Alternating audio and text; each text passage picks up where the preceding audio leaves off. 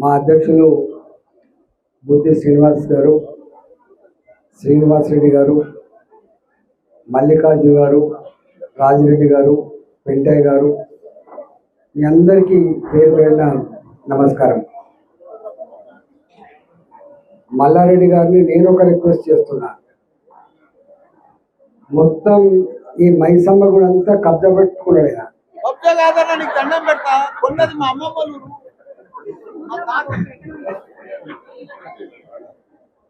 నేనేమంటున్నా అంటే, ఎట్లాగూ టీజీ వెంకటేష్ గారు మరి లక్ష్మీ వెంకటేష్ వనితా హాస్టల్ కోసమే సాయం చేసిండు.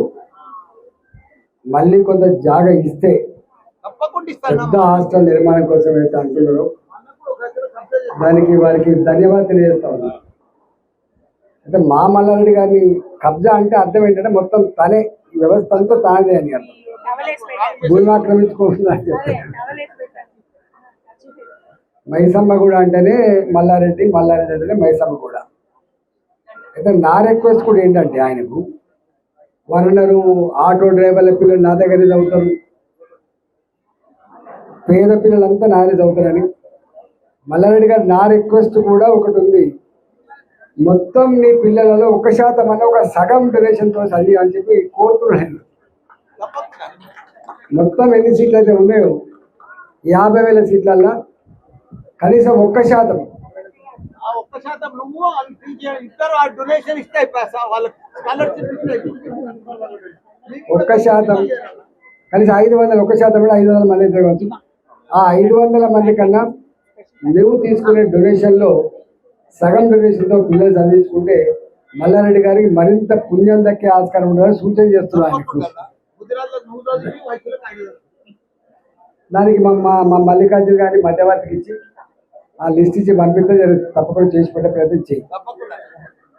రెండవది, ఇవాళ మల్లారెడ్డి గారు చెప్పినట్టుగా ప్రపంచంలోనే మానవ సంపద ఎక్కువ ఉన్న దేశం భారతదేశం. Which is the richest country on globe అని ఎవరన్నా అంటే మానవ సంపద కలిగిన దేశమే చాలా రిచెస్ట్ కంట్రీగా ఉంటుంది. దానికి టీజీ వెంకటేష్ గారు వారు మల్లారెడ్డి గారు నాకన్నా చాలా పెద్దవాళ్ళు కాబట్టి, వెనుకడు ఒక నానుడి ఉండే, నానుడి పడుచునాడు అంటే ఎంగేజ్లో పడుచునాడు కన్నా పిల్లలైనా ఉండాలి, పడుచునాడు సంపాదించిన ఆస్తి అయినా ఉండాలి అంటారు జనరల్. అంటే ఈ దేశంలో కుటుంబంలో ఉన్న పిల్లల సంఖ్యను బట్టి ఆ కుటుంబం రిచ్ ఫ్యామిలీ అని చెప్పేటువంటి పద్ధతి ఉంటుంది. అంటే మనిషిని ఆస్తిగా భావించే సమాజం. కానీ ఇవాళ మనిషిని భారంగా పరిగణిస్తూ ఉంది. 10 మంది 12 మంది పిల్లలున్న కుటుంబాలు, ఇంతకుముందు వాళ్ళ కూతురు అయిపోయిందని చెప్తుంది, మేము 3 కుటుంబాలు కూడా ఒకే దగ్గర ఉంటాయి అని. అంటే పెద్ద కుటుంబాలకు మాత్రమే కాకుండా ఉమ్మడి కుటుంబాలతో గొప్పగా జీవించిన ఈ దేశంలో ఇవాళ ఒకరే అమ్మాయికి ఒకరే అబ్బాయికి లేదా ఇద్దరి పిల్లలకే ఆపరేషన్ చేసుకునే పరిస్థితి వచ్చింది. ప్రపంచంలో మానవ సంపద చాలా గొప్పదని చెప్పుకున్నప్పటికీ కూడా ఇవాళ ఒకరే ఇద్దరికి ఆపరేషన్ చేసుకునే పరిస్థితి అనమాట. అంటే వాళ్ళు ఆ పిల్లల్ని కూడా చదివించలేకపోతున్నారు, ఆ పిల్లలకు కూడా సౌకర్యాలు అందించలేకపోతున్నారు. మనం చూస్తాం, జాయిన్ అయ్యేటప్పుడు జాయిన్ అవుతారు, మధ్యలోనే ఫీజులు కట్టలేక ఎన్ని అవమానాలు పడతారో, ఎంత బాధపడతారో చూస్తూ ఉన్నాం. కాబట్టి నాకు తెలిసి మల్లారెడ్డి కాలేజ్ లోపల హాస్టల్లో ఉన్నారనుకోండి, 1,20,000 రూపాయల ఫీజు ఉంటుంది. అదే బయట హాస్టల్ అయితే 80,000, 90,000 ఉంటుంది. మీ దగ్గర 30,000 రూపాయలు, 40,000 రూపాయలు ఉంటుంది. అంటే నేనేమంటున్నా, వెంకటేష్ గారు మీరు అనేక దాన ధర్మాలకు దాతృత్వాలకి మీరు ఇచ్చిన వాళ్ళు కాబట్టి ఇవాళ 1,20,000 రూపాయలు, 80,000 రూపాయలు పెట్టి అనేక మంది పేద తల్లిదండ్రుల పిల్లలు చదువుకోలేకపోతుంది. కాబట్టి నాకు తెలిసి ఇది వెజిటేరియన్ హాస్టల్ అయినప్పటికీ కూడా, టోటల్ వెజిటేరియన్ అయినప్పటికీ కూడా ఈ 4 ఏళ్ళు ఆ తల్లి మీద తండ్రి మీద భారం పడకుండా ఉండాలని మీ దగ్గర ఉండండి ఇక్కడ ఉంటుంది. కాబట్టి మీరు కొంచెం దీన్ని మరింత ఎక్స్పాండ్ చేస్తే గొప్పకూడదని చెప్పి భావిస్తున్నాం. మేము కూడా చిన్నప్పుడు ఇక్కడ చదువుకునే, నాది కేశవరావు హై స్కూల్లో వైశ్య హాస్టల్ ముందరికెళ్ళి నడుచుకుంటూ వచ్చేది నేను.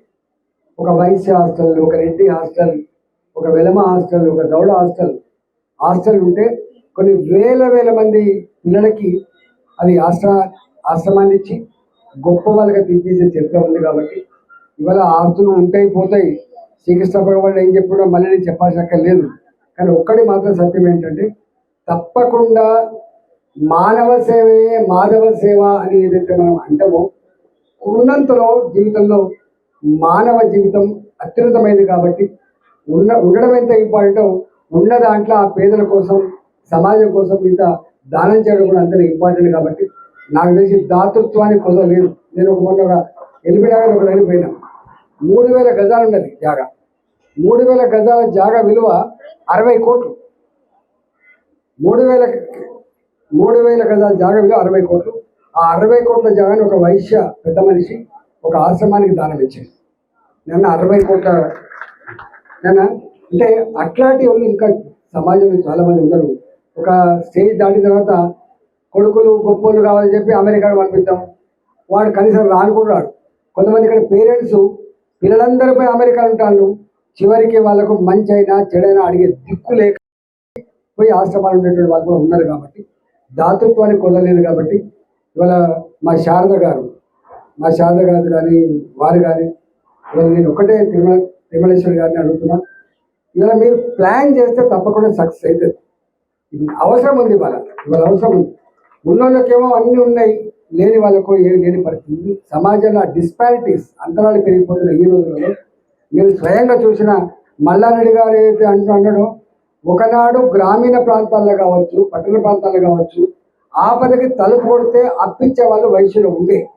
కానీ వాళ్ళ నేను స్వయంగా చూస్తున్న ఈ సూపర్ మార్కెట్లు వచ్చిన తర్వాత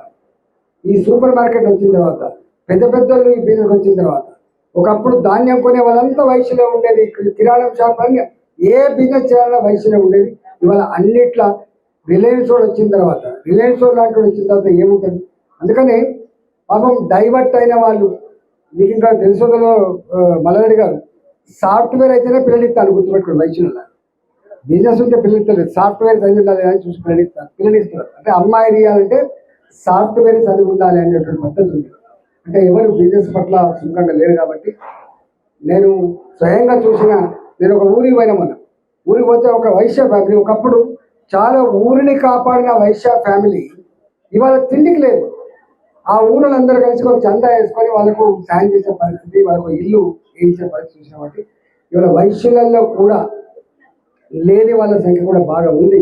ఇవాళ అమరవాది లక్ష్మణ గారు వాళ్ళ సంఘాలు గొప్పగా పనిచేస్తున్నప్పటికీ కూడా ఇంకా ఎక్కడో కాడ ఐడెంటిఫై చేయడంలో, వాళ్ళకు కొంత సాయం చేయడంలో తోడ్పాటు అందించాలని చెప్పి మనస్ఫూర్తిగా కోరుకుంటూ, ఇంత గొప్ప హాస్టల్ నిర్మాణం చేసి అమ్మాయిలకు మీరు ఏ హాస్టల్ మీద కల్పిస్తున్న మీ అందరి శుభాకాంక్షలు తెలియజేస్తూ ఇవి మరింత విస్తరించాలని వర్ధిల్లాలని చెప్పి కోరుకుంటూ చదివిస్తున్నాను. నమస్కారం.